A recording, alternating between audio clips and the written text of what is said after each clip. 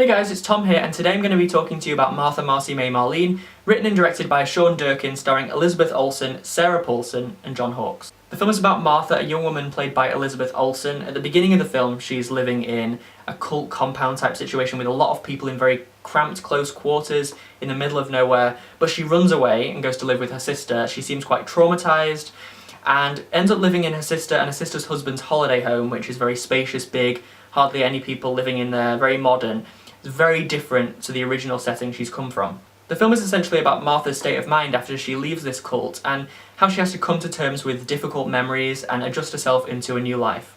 Martha is a character who is traumatised, and because of that she doesn't want to have to deal with that trauma, she doesn't want to have to deal with those memories.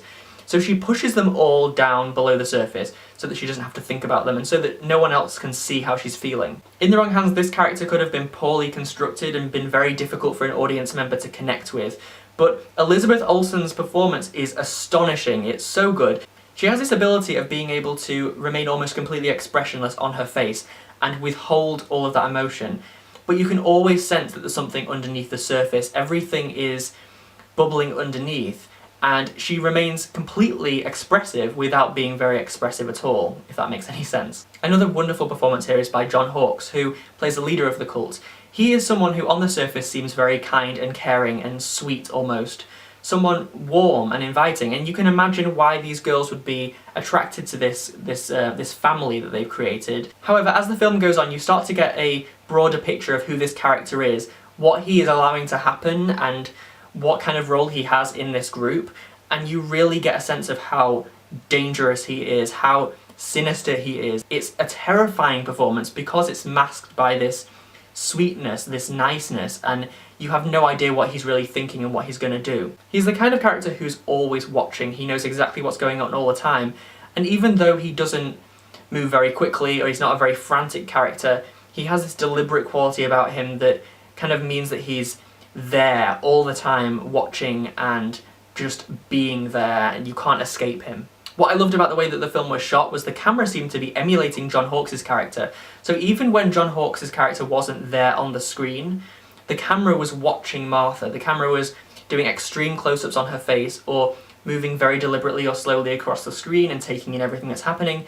It was a very subtle movement that the camera always seemed to have, but it was always there and it always seemed very deliberate. The soundtrack was also full of kind of ambient sounds, sometimes very soothing and sometimes a little bit claustrophobic and jarring. When the visuals and the sound come together in that way, the way that we're watching Martha feels like the way that John Hawkes' character was watching Martha. And so even when he's not there, it feels like he is. It feels like he's hanging over every single frame and Martha cannot escape him. The way that the narrative was stitched together was also very interesting and well done. She was living in her sister's house, that's the present day situation that we're watching, but she's constantly going back into her memories thinking about what her life was like previously. She'd be stirring a drink and it would remind her of when she was stirring a drink back at the cult and we'd see something happening, a scene there. Or when she was diving into some water and it would transition into her diving into a body of water with the people she was living with previously. It seamlessly flowed between one period of time to the other. The editing between these periods of time was so smooth and so natural that often it would be very confusing because she could be walking through a corridor, for example, and everything else around her is blurred out, the lighting's a bit distorted, you can't see what's going on, so you're not exactly sure where she is. And it really puts you in her frame of mind as well. She's in a fractured state, she doesn't really understand where she is, or even when she is. She's kind of lost the sense of the flow of time almost. She's just like there living in both of these places and neither of these places at the same time. It just becomes this hypnotic, disorienting experience to sit through it. The ending, by the way, is absolutely perfect. A lot of people have been criticising it, saying it's not very satisfying. But all I'll say is, if you really break down the ending and see it in a certain context, then you could see it as absolutely nothing at all, like nothing's happening. But if you think about the way you feel about it and how terrifying that ending is, it really does go a long way to show how well this film has got you hooked. It perfectly summarised how Martha is now feeling by the end of this film and the mindset that she's in, how she's been fundamentally altered by the experiences that she's gone through. I loved everything about this film, everything was wonderful, and it all came together in this really exquisite way to hold this just ominous, terrifying tone throughout and afterwards. I still feel affected by this film. I give Martha, Marcy, May, Marlene a 5 out of 5, a really strong 5 out of 5. I love this film, I think it's phenomenal.